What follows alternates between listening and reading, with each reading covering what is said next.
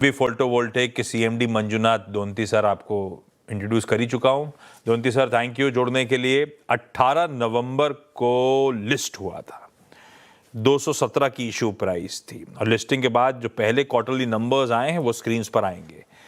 Year on year revenues में 180% का jump, EBITDA 331% का जंप दिखाता हुआ।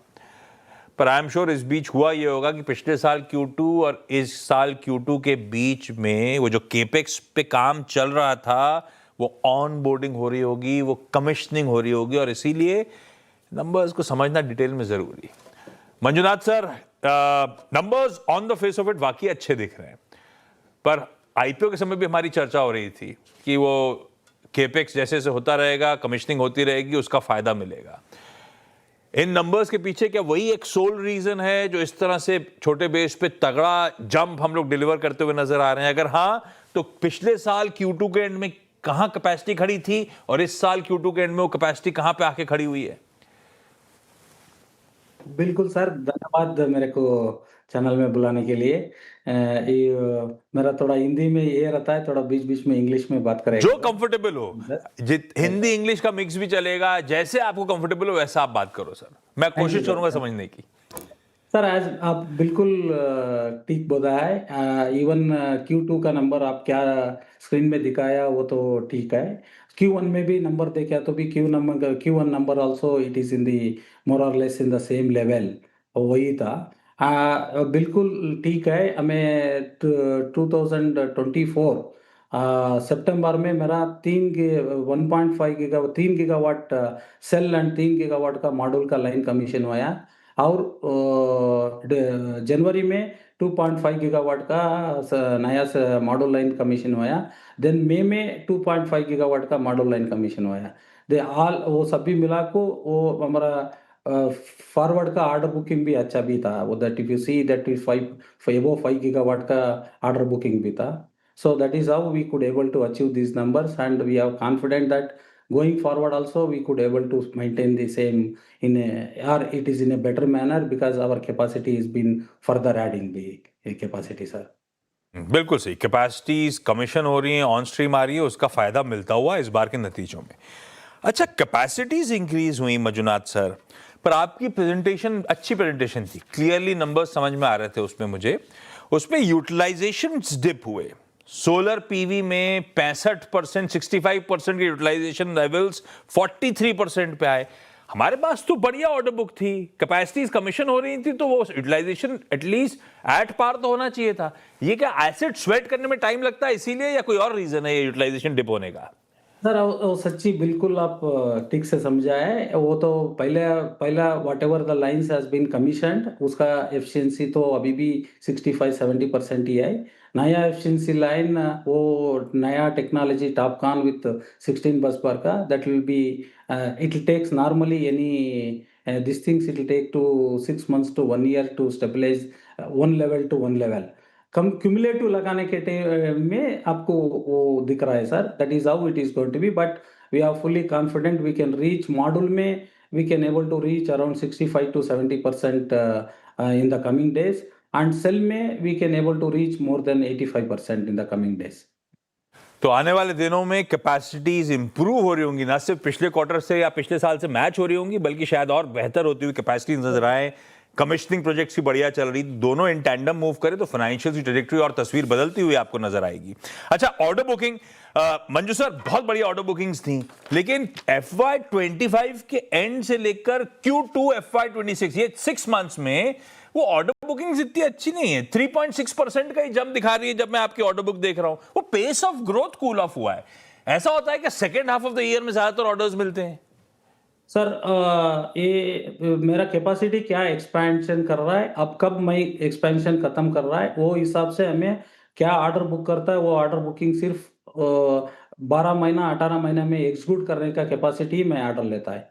Now the new orders which we are going to new capacity which ramp up is coming in next year, that is 26 में नवंबर में हमारा नया line आ रहा है एंड 27 में सेल लाइन भी आ रहा है मार्च में।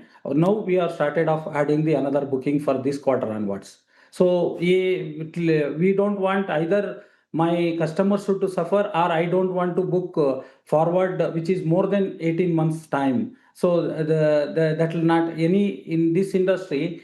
Normally the people can execute the project between 12 to 18 months time once the PPA is signed. तो आप कह रहे हो ये आपका कॉन्शियस कॉल था, ऐसा नहीं है कि ऑर्डर्स नहीं थे, आपने कॉन्शियसली कॉल लिया कि 18 मंथ से ज्यादा अनएग्जीक्यूटेड ऑर्डर बुक को नहीं रखेंगे। अब जब कैपेसिटीज आ गई हैं तो शायद आप लोग और ऑर्डर इनटेक बढ़ाओगे, ऐसा? Yes, sir. So बिल्कुल सही है, and we will not consider any MOU or any this thing. Orders are completely backed with advance and clear PPA which they also further signed. So that even my developer also will not have any slippage on the project other than 1 or 2 months time, and we also not lose any order, sir. अच्छा, IPO में जो हमने पैसा जुटाया था, जिसपे Manju sir हमारी पहले बातचीत भी हुई थी, तो लार्जली वो लोन्स को रीपे करने के लिए था, जो अब तक की एग्जिस्टिंग कैपेसिटी के लिए आपने फंड कर रखा था, उस पैसे को वापस करने की तैयारी थी। वो पैसा डेट रिड्यूस ऑलरेडी हो गई है, आने वाले दिनों में हो रही होगी, अगर हो गई है तो किस तरह की कॉस्ट सेविंग्स, ब्याज पे खर्च या इंटरेस्ट कॉस्ट सेविंग्स हो रही है इस समय आपको?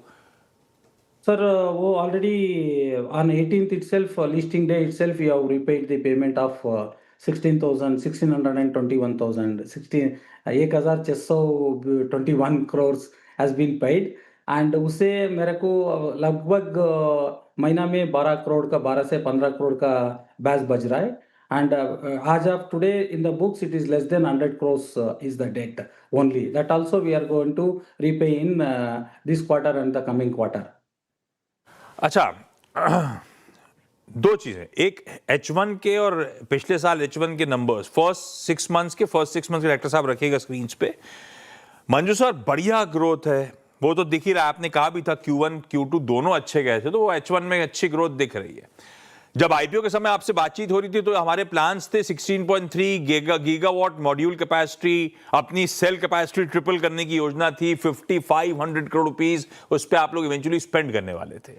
वो मेगा प्लान्स हैं हमारे, लेकिन उनमें से कितना इस second half of the year में कमीशन हो रहा होगा, और उसका और पिछली कमिश्निंग और एसिड यूटिलाइजेशन बेहतर होने के चलते साल खत्म का कर रहे होंगे। अभी एज एन एनालिस्ट बड़ा मुश्किल है पैक करना कि आपके साल के एंड के नंबर्स क्या होंगे इन सब, जब इतनी सारी चीजें मूविंग पार्ट्स है। तो आप लोग के एस्टिमेट्स रेवेन्यू, इबिटा के साल के एंड के, FY26 एंड के? सर FY26 का ऑलमोस्ट आप समझ लेना सर, अब 2200 करोड़ अभी किया है H1 में, so we are going to reach definitely more than double. Definitely it is better than the double, and even EBITDA also which going to be go more than double, sir. And that is on that one. On the cash flow में if you say that the new expansion, if you see the मेरा cash flows बहुत अच्छा है, and that cash flows can able to expand the further capacity without much borrowing, even though we have secured the debt, but we try to use as low as possible. My debt equity ratio, we always want to try to maintain below 1 or 0.75, something like that. Perfect Manjunath sir, बढ़िया numbers, बढ़िया outlook, thank you so much आज जुड़ने के लिए, thank you detail में बातचीत करने के लिए, मेरे को चैनल में बुलाने के लिए थैंक यू। और बढ़िया हिंदी है सर आपकी, जितना आपने बोला सब आसानी से समझ में आया और अच्छा भी लगा सुन के आपको। Thank you sir.